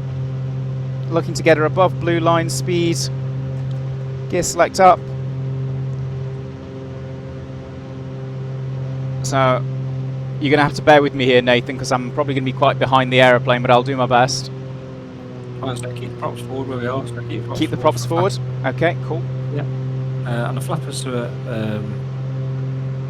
velocity threshold is 100 knots. Okay. And it's kind of a weird one of this. You don't, if the sim modelled it correctly, you keep power for 100 knots with the gear down on approach. You keep 100 knots power, and if the sim modelled it correctly, you don't need to flare. If you flare, you float forever. So you kind of keep not always push down. Very tiny jet back as you bring the throttle to idle, and it will touch down itself almost. So not really a flare standard on this. It's in a flared attitude of flap. Kind of a thing with a lot of Cessna 3 and 400 series. Okay, so speed below 158, gear select down. Brakes pressurised, undercarriage down, mixture mags, so mixture full, rich mags on both. Fuel's on sufficient, flaps are not going to be deployed because we're making a flapless approach. Instruments, still happy with that. Don't have carb heats, hatches and harnesses secure, and the lights are on. Okay, I'm going to make a bit of a descending turn here, Nathan. Let me know if it looks like anything's going drastically wrong. Looks right at the minute. So this is more like a DA42 approach then. So you approach with power all the way, and basically when you touch down, shut the throttles, that kind of thing. Yeah, not a lot of power. We don't need a lot of power, obviously, to Yeah, keep yeah, on. obviously, yeah. Slippy aeroplane. So you just idle at touchdown, and it almost landed itself. Okay.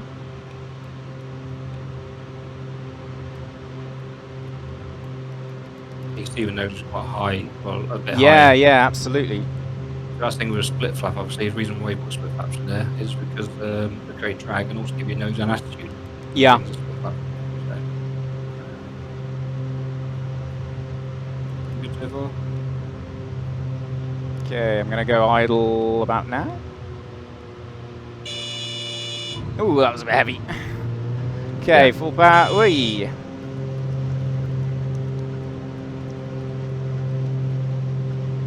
Okay, positive climb. Gear up. So I'm going to climb straight ahead now, and I'm going to give myself an engine failure of the critical engine, which is going to be the left engine. So I'm just going to follow the procedures as I would in the DA42 for an engine failure. But tell me if I've done something critically wrong, please, Nathan. Right, so that's passing about 500 feet AGL. Obviously, we'd never do this in real life, but hey, it's a flight sim. Let's give it a go. Right, so left engine failure. Let's control the aeroplane. Power up, gear up, flap up, go up, pitch it to blue line. Bit of bank angle towards the live engine. All right, dead leg, dead engine. Left leg's dead, left engine's dead. We'll verify that by bringing the left throttle all the way back to idle. No change in sound or yaw. Okay. Left prop all the way back through the feathering detent. And you can see the prop starting to wind down. The yaw is lessening. And there we go. We got a we got a feathered prop now. I'm going to add a load of rudder trim to the right to give me a hand with keeping control of the aeroplane. We're still climbing nicely. We're getting about between 500 and 600 feet per minute, which, given that we've got a full aeroplane, is really impressive. That's about right. That's about right. Yeah, I'd say so. Yeah, it's a powerful aircraft. Fantastic. Good. Brilliant. It's not just hoping to spray like some of the smaller swings. Right, let's get the cowl flap open on the live side. Keep it nice and cool. And come round and see if we can make a single-engined landing. So, sort of power settings asymmetric. Would you be sort of pulling it back into the green band at this point? Yeah. So once you level, when you've got enough airspeed, and I've put top of the greens, but no really less than that. As a sort of general power setting, it should keep you about 140, 130 knots. So one thing I do here as well, if you've got an engine failure, is retract the landing lights, because that will give you a bit of extra. Right. Yeah. And also turn the fuel pump off on the left-hand side, because obviously, if there's a fire or anything in that engine failure, you don't want to. So, and then turn the fuel off to secure. Turn the fuel off on the left side. That's going to be an interesting endeavour. Right. Let's do that quickly. Right. That's it. Just about kept control of the plane. Brilliant. It actually handles really nicely on one engine. Once it's feathered, I mean, it's a bit of a handful when the engine goes. You really need to be piling the pedal in and rolling towards the live engine as well, which I'm assuming is the right technique to use. But roll. Live engine. But that's correct. But once you've got everything secured, really, really nice and good performance as well. Look at that, 140 knots, and we're not even maxing out the live engine here. We've got it happily set. Well, you get the gear down. It's in a bad place for the drag, but a level gear up. Once you got it settled out, it does fly really well on one engine. Yeah. You don't need a Bible with this airplane to stay with you when the engine fails. Yeah, and there are a fair few piston twins which you definitely do need to sort of pray to the gods, don't you, when you lose an engine? But this certainly isn't one of them. On the purpose of YouTube, other religions are available. Yeah. Yeah, fantastic. And you can see the animation on the feathering prop is absolutely perfect. It's turned the blades into wind. Yeah. The prop is sort of fully stopped. Yeah. I've got a photo from training like that, it looks really good. Yeah. So the technique that I usually use for asymmetric, Nathan, is I just keep the power setting pretty much where it is and use drag to descend. Is that something that you would do, or? Yeah, absolutely. Right. And then with the land flap, it's an asymmetric committal.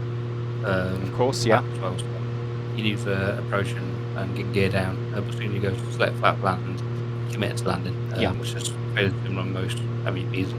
Okay, speed below 158. I'm selecting gear down. I usually use 300 AGL, or that's at least what I teach in the DA42. So would that sound about right for the? For us, it's basically is the runway clear? Can we make the runway? And obviously, are we clear to land? If that's the if all those ticks are good, then we'll just select that plan. Okay. Rather than having the altitude as such, it's just basically meeting the criteria. Okay. Well, we seem to be pretty on profile, but I'm going to defer selecting landing flap just yet because I'm pretty happy with the profile. What sort of approach speed should I be going for? Asymmetric, Nathan? Same 95 at a 95. threshold. Okay. Just landing, basically, yeah. Okay, it's looking good. I'm going to go full flat now. Yep. So it's still quite a slippy airplane looking. Yeah, it is. Yeah, even only on one engine. Wow. Okay, let's keep it on the centre line with a bit of rudder. I chopped the throttles a little bit early last time, so I'm going to leave them open a little bit longer this time. Oh, float. There we go, she's down. Bit of back pressure, braking in a straight line. Good handling characteristics on the runway.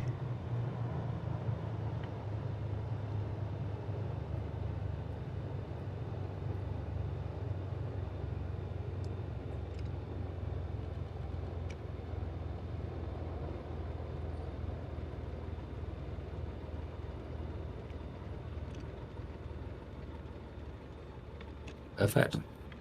Fantastic. Right, let's hope it taxis all right on one engine. It should do if you keep moving. Right.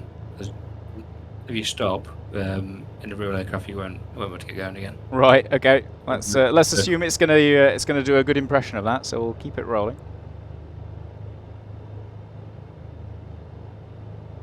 Okay. So I'll just do a sort of brief after landing check. So landing lights are already off. We can get the strobes off. Transponder can come back onto standby. Flaps can be retracted. Yep. Fuel pumps. Well, we'll leave the right one on. Leave them on low until you go to shutdown check. Okay. Yeah. Everyone's like a bag an hour if it's off. So. And yeah, just keep your tax lights on, and yeah, all your aft landing your flaps up. You done that bit? Yeah, flaps are up. Lovely. Go outside and enjoy some engine noise. That looks perfect. That looks really good. So, like I said before, not paid promotion, but if you give me a free one, that'd be great. Yeah. Saving $40. If you're listening to this review, Milsim, give Nathan a copy of this because it's awesome.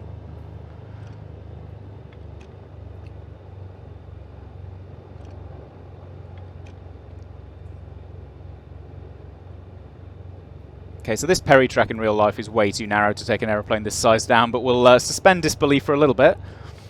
And whack it on the flight line. Make sure the nose wheel is on the yellow, otherwise Brian will have a fit. Yeah. That's a Nottingham meme for anyone who's ever flown to Nottingham Airport. And somebody's parked some crappy helicopter thing on the line, which is really, really ruined my day.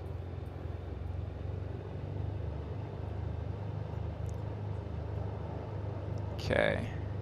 I hope the passengers didn't mind our random deliberate engine failure. I should be fine on the ground to be happy. There we get go. me Chocks away sausage cob from the cafe. They do all of it. There we go. Let's have an overpriced piece of cake from the cafe.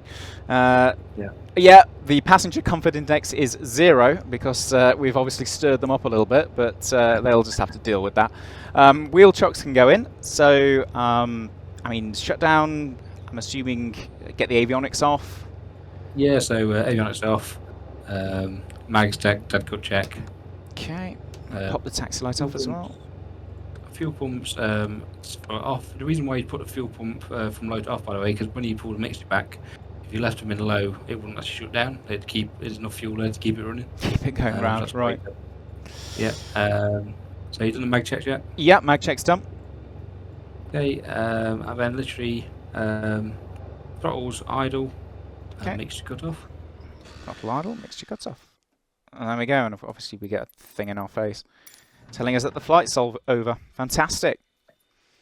Happy days, we're still alive. Then magnetos off from the gang bar, so there's like a little gang bar above them. Yeah. You can put all 4 off if you want There to. we go, yeah. And you can, again, you can gang bar the battery and alternators as well.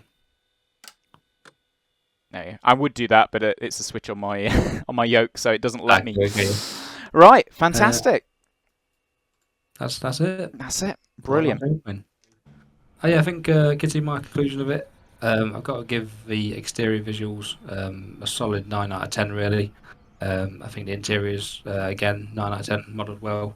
I really like the little quirks that the exterior step retracts with the gear like it should do in real life. They've got the alternate air controls in there, which we found in the end. I think other than little tiny nitpicky things like no de-ice, prop de-ice gauge being there, and the actual wing lockers probably being a bit too vertical, I can't fault it. I know I've not flown it yet, but from seeing you fly it, it looks to fly one of the best GA sims I've seen so far, to be honest. I've not tested all of them, obviously. I brought a few paid ones as well. I like flying on Flight Sim. But yeah, I'm really excited to get it, and I think it's a great addition. And there is still people using these for MEP training, so I think if you're going to do an MEP course on a 310 or MEIR course, I'd probably say I'd recommend it. That's brilliant. What a glowing endorsement. And yeah, absolutely, for an aeroplane as complex as a 310, being able to play around with one in a simulator and practice your VFR nav while you're at it, it's pretty priceless, isn't it? Absolutely, yeah. But yeah, on behalf of everybody, I'm sure in the world of YouTube and certainly us at the channel, thank you very much for coming along for this flight, Nathan. You've added a whole new degree of intrigue into an aeroplane, which obviously I don't know an awful lot about. So I really appreciate that, and thank you for coming along, mate. My pleasure. If you ever get any other good airplanes on the channel, let me know. I'll come and help along as well. Absolutely, we'll drag you back again. Thank you very much, mate. Yes, please. Cheers. Nice to see you. And so finally we come to my conclusions. What do I think of it? Well, I mean, probably most of you heard what Nathan just said and just turned the video off there. So I'm probably talking to no one now because my opinion probably doesn't mean anywhere near as much as his does. But I have been the one flying the plane and sort of playing around with it over the last couple of days. So I think that I'm still entitled to a conclusion of my own. So we'll go into the pros first of all, in the best traditions of fly from home. Shut up, huge truck. Go inside before that gets too noisy. So the first thing I'm going to say about this aeroplane that I find absolutely fantastic are the visuals. So we've got the exterior model, which I've already waxed lyrical about, both in the hangar segment and at the start of the review flight. But I think they look absolutely brilliant. We can see just the right amount of weathering on here, and obviously the dirt is variable, but I just think it looks so realistic. It just looks like someone's kind of taken a photo, really. It's really, really uncanny the way it looks, where it sits in the simulator. I mean, to be fair, one of the other best aeroplanes in the sim is parked right next to us there. But I think this is every bit as good as anything else we've seen in this sim. It's not quite as shiny and new as the Coronado aircraft or as the defaults, but I think it's better almost for that. You can see bug splats on the windscreen. It's so good. I'm gonna have to shut up before I start like going off on a tangent here, but it's absolutely fantastic. The interior, again, as good as anything we've seen in my opinion. Really, really good. There's no kind of fuzzy bits in places where you don't usually look, and look how smooth it is. There are no frame issues whatsoever, and I've got everything turned up to maximum here. The panel, I mean, maybe there are better panels out there, but I mean, you'd have to be really, really nitpicky. Maybe the Just Flight aeroplanes are slightly sharper, but look at the lengths that they've gone to make this thing look realistic. You've got like bits of paint chipped off the screws that hold it in place, and dirt and stuff where people have wiped their hands over various switches. Scratches on here when people have been reaching for knobs on the GPSs and pushed those, and It's absolutely fantastic. So I think the visuals honestly are as good as anything I've seen in this simulator. So top marks for those. Also, I'm going to say the animations are brilliant. Obviously, gear, the step for the landing gear going up and down, all that kind of stuff, the flaps, all the normal stuff is great. But also, you've got animated de-icing boots. I mean, how long have I been waiting for this to come into the sim? Like ever since we've had an airplane with de-icing boots, I'm like, oh, surely somebody's going to make a little animation to make them pop in and out. But this is the first airplane that actually has it, and it's so great to see that kind of thing. Obviously, you've got all the different doors opening and things like that, which is kind of... Most Microsoft Flight Simulator airplanes have that, and the intake plugs and the chocks and all that kind of stuff, which is great. But just seeing animated boots is honestly is almost worth the price of this airplane just to have that. The next pro that I've got is... well, pros, I guess, because there are multiple things here, is just the depth of the systems on this aircraft. So obviously we've got, well, from the top we've got all the weight and balance. We can put passengers in any station on the aircraft using the iPad here, filling the tanks up to certain levels and all that kind of stuff. Basic, I know, but we've got the ability to do that and do it accurately. We've also got the maintenance system in this airplane, so when we inspect all our parts and stuff, we can see how well we've been doing and all this kind of thing.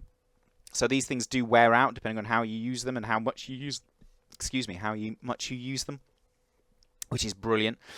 All of the wear and the random failure system and the initial state and all that kind of stuff, they've gone to an enormous amount of effort to accurately model what it's like to look after these big 6-cylinder engines and to manage the airplane properly in flight, which I think is absolutely brilliant, really. And it really pushes home the kind of, I don't know, I guess the role-playing aspect of playing a flight sim game. The fact that, I feel like I own this airplane because I've got to replace bits on it and all that kind of stuff is very, very cool indeed, and I really like that. The next item that I've got are just the kind of quirky things that really we've not seen in any, well, as far as I know, in any flight simulator. I'm not a huge expert on X-Plane, but certainly not in P3D or in Microsoft Flight Simulator previously. Things like the Passenger Comfort Index, which is back up to the top there. It's recovered since my terrible single-engine landing there. The washing the plane, the ability to make the airplane dirty and then clean it off again and things like that. Like I said, the rented mode where you've got to make sure you follow your checklist properly because some absolute reprobate has left all the switches in the wrong place. Things like that, they're quirky and, in the wrong place they might be just gimmicky, but in this airplane they feel just right and they really do add to the experience of flying it and like I said, owning it really.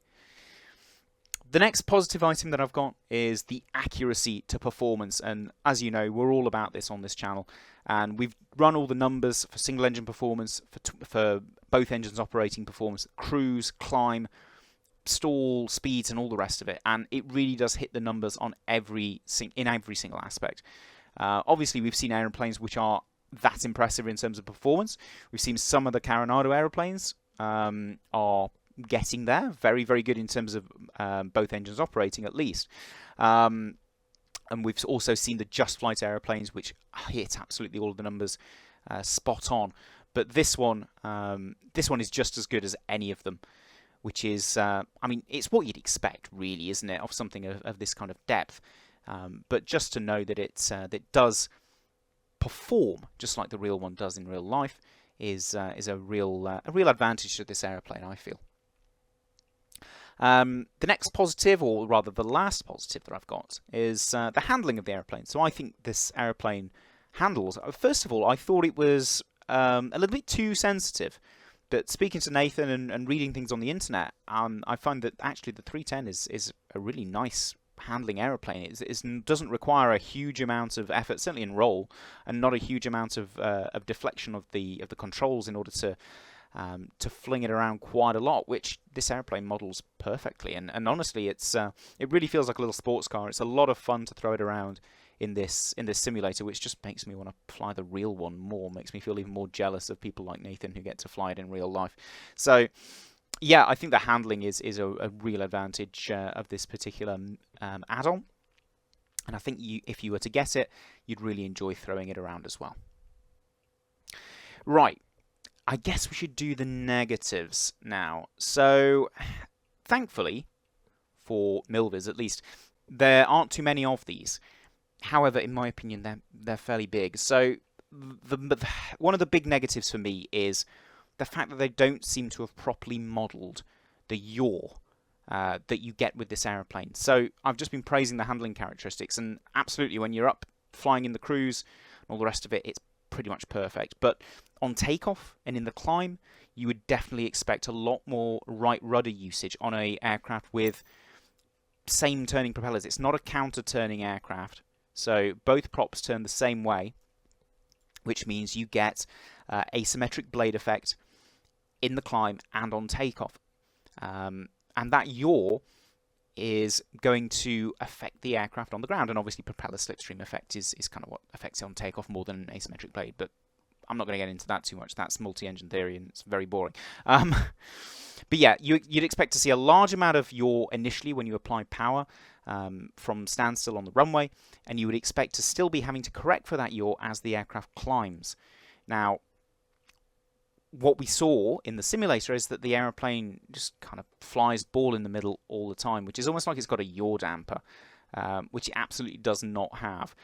So I would say this is a pretty big shortfall of this aircraft. I'm hoping it's just a temporary shortfall and they're waiting for the new propeller models and things like that, and there's going to be an update to this which adds more realistic handling of the aircraft yaw. I mean, it's obviously a very complicated flight model, and they probably have to do quite a lot of work to integrate that stuff, so you know, it might not be an instant thing, but I'm hoping that the Milviz guys aren't going to just kind of leave this airplane as is and are going to keep improving it as Microsoft Flight Simulator brings more advanced physics and aerodynamics modeling, which they are doing as of the current Sim Update 9. They are constantly adding more or improved, aerodynamic models to the sim. So hopefully this airplane will be modified to utilize those more effectively, and we will get a realistic representation of the yaw that it should be experiencing. However, at present, it does not do that. Now, the next con that I've got is maybe a little bit of a contentious one, but it's the price. Now, this airplane is around about £40. It's nearly $50, and for a GA aircraft, you might think that's just too much. I mean, the PMDG DC-6 is about £10 more expensive than this thing, just to put it into perspective. And the PMDG DC-6 is obviously a much bigger undertaking, much bigger project than this aircraft is. With all due respect to Milviz, now, you might make the argument that the amount of systems depth and the amount of extra features and the amount of care and attention that's gone into this aircraft warrants a higher price than such as the Just Flight Arrows.